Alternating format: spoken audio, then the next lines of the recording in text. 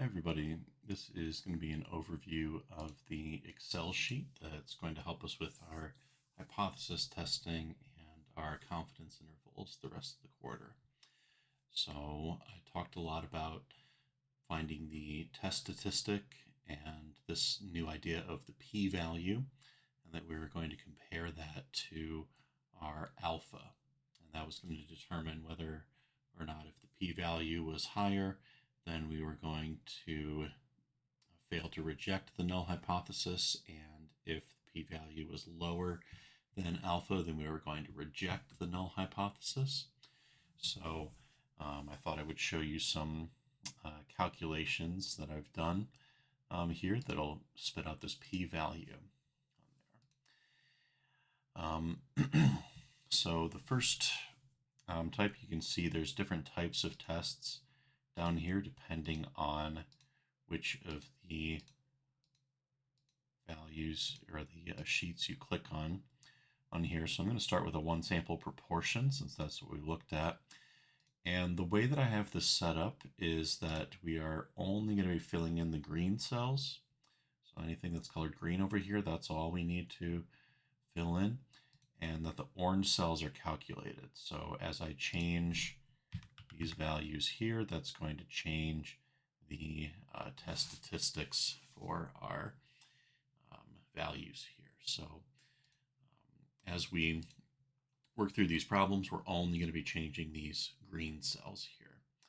So one of the examples that we looked at in class, p hat, was something like 0.25. So we thought that 25% of college students are going to enroll, and then it turned out that actually p hat from our sample, right? So our sample statistic, p hat, said that this was actually 40%, and we surveyed 400 people. Right? So again, this was calculated by looking at the number of people in our survey that said, yes, I'm going to go to the college, and then our 400 was the number of people that we surveyed. This C is for confidence intervals. We'll look at that a little later. But what this is going to spit out for us, if we have our p naught and our p hat and our n on here, then that's going to give us all of these test statistics. So this test statistic, for example, this is calculated using the z-score. You can see in your notes or in WAMAP that will give you the formulas for these test statistics. But this is going to put everything in the right spot as long as you have these values here, and it's going to calculate that test statistic.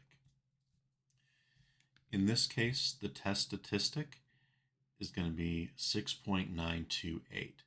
That is a way weird value for p hat. Right? This is not 0 standard deviations. It's not 1 standard deviation away from the mean. This is almost 7 standard deviations away from the mean. So we've got a really far out result that's very different from our null hypothesis value on there. So we would expect our p-value is also going to be very low. We can see even if we give it more decimal points, it's going to be 0.0000.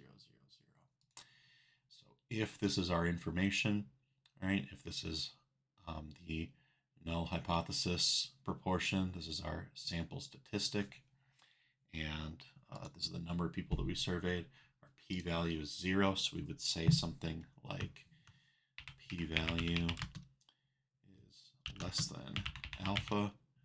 Let's just use alpha equals 5% for all of our examples today. So we'd say p-value is less than alpha on here, and so we would say we reject the null hypothesis. So that's going to be H0, or we could say reject the null hypothesis.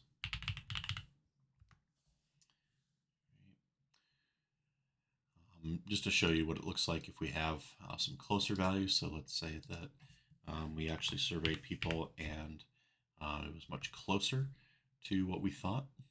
So we thought that it was 0.25 and p hat's actually 0.26. So in this case, we can see that our z statistic is only about half a standard deviation, our sample standard deviation here in this 0.2, but it's only about half of a standard deviation away. So we have a very high p-value.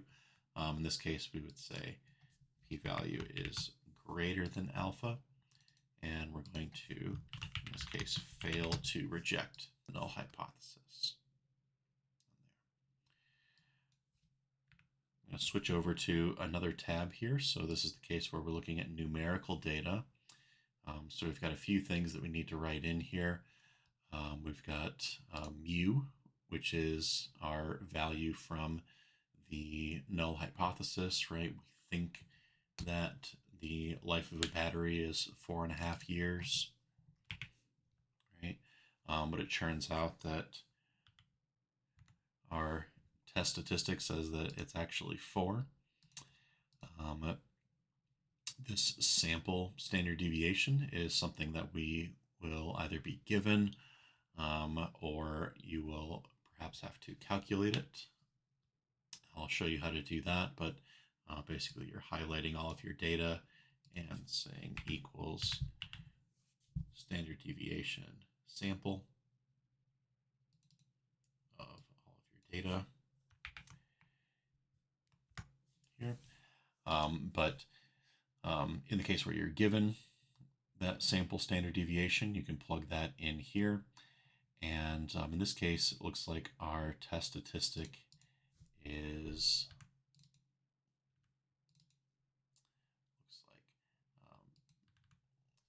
negative 6.55. So this is significantly different from what we thought.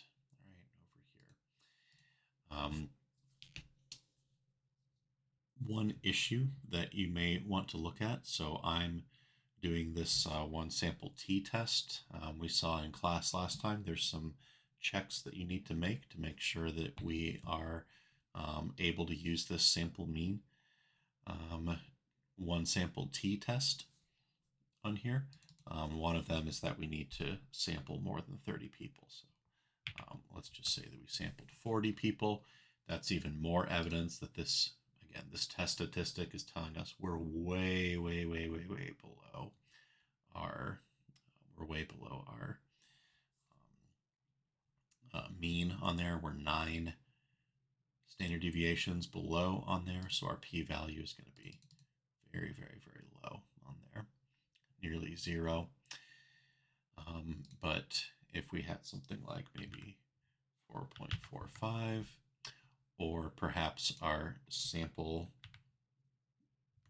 standard deviation is more like 1 year on here, now we would see something like a test statistic that looks like this and a p-value that is much higher, right? So you can play around with these. In the future, we'll look at some 2-sample proportion, 2-sample paired. So this is where we're looking at 2 different populations on there. So we'll just have more information to plug in from each of our 2 populations. But for the time being, we can just fill in these first 3 for the 1-sample proportion, or we can fill in these values from the 1-sample mean on here. So I'll give you some information if you need to calculate the sample mean.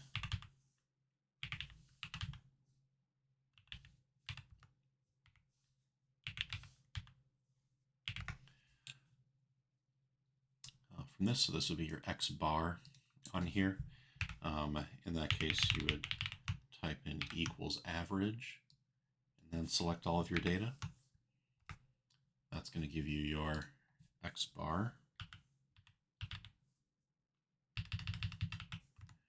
And just put as much precision as you can on there. Again, we're only touching these green cells. If you mess with these orange cells, you're going to mess with the formulas on there. So just be careful that you're only filling in values in these green cells here and not trying to change the orange ones. So that's how you find the sample mean. If you wanted to be really accurate with this, you could say equals this value.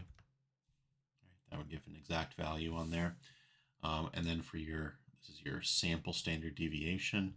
The formula for that one is you can just type in standard deviation, and then this is the one we're looking for. We're looking for .s because it's a sample. So we'll select that for all the data here. And it looks like our sample standard deviation this time is 0.2639. So I'll set that equal to this value here. Now, given this information, just as another example, it looks like this test statistic is, again, I want you to think of this. If you see any number for your test statistic, whether it's a t or a z statistic, if you see anything that's more than 3 or less than -3, that's a huge deviation away from our mean. We thought that it was 4.5, and we got something very weird, either very low, unusually high. So you can expect this p-value is going to be very, very, very low as well. Okay, so that should give you enough to start with or finish up rather, your Chapter 7 homework. This file is going to be posted on Canvas. I'll put it in the announcements, and then I'll also put it under files. But the name of this is Math 146 Excel Sheet. Now, one thing I just want to point out, when you go and look at this on Canvas, if you just click on it in Canvas, right, if you just click on this, it's going to be something like this. So you do need to, in fact, download it. You won't be able to edit it in Canvas. You need to click on this download button up here. Oh, sorry, you can't see that.